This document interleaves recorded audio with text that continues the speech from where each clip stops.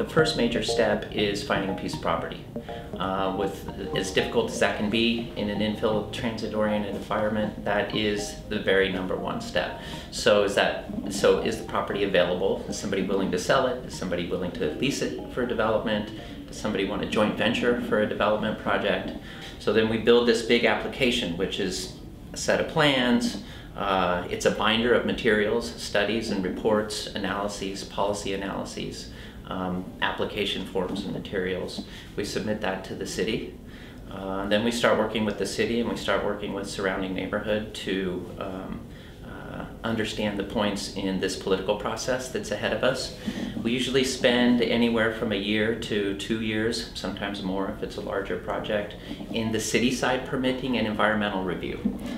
Those are the two most politicized aspects of the development process. We can go 2-3 years through a development process and then still get a lawsuit through CEQA from angry neighbors or city constituents. They can take another year to 3 years in the court process. The zoning piece can go completely sideways, which is the political piece. The community can decide that even though the zoning ordinance says that this kind of project is okay here, you've got a neighborhood faction or a local organized group that's decided they don't want that project for whatever reason.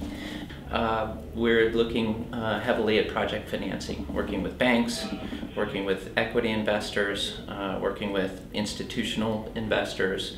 If it's an affordable housing project, you're starting to work with other public investment entities, maybe building an application for a tax credit submittal to the state of California for tax credit money. At the end of that, and once you have your building permit in hand, assuming that you received your financing, then you can actually break ground. Then the construction period is a whole other set of risks that are taken by developers. There's higher interest rates than the long-term project loan if you're using sort of standard debt and equity financing.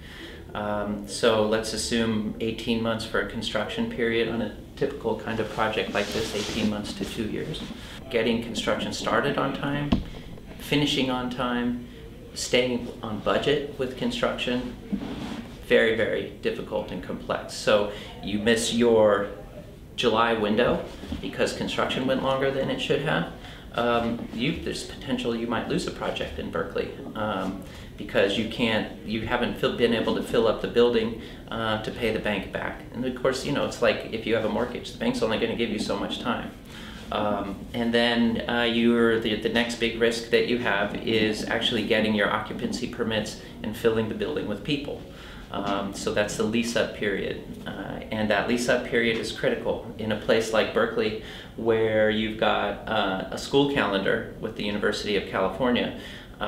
Most projects are aiming to be ready to go by July of any given year because the students are back in August. You want to be ready to lease up in July because if you're able to hit that window, then there's a good chance you'll lease all the way up and within a few months be able to convert with your lending institution to your permanent loan, which has a much different kind of interest rate, much lower interest rate for carrying the project from that point on. So, but at any one of those points, finding a site acquisition, yield and entitlement, construction drawing, project financing, and the disposition at the end, all of those things can ruin a project at any given point. They all have to come together in order for a project to be built and occupied at the end.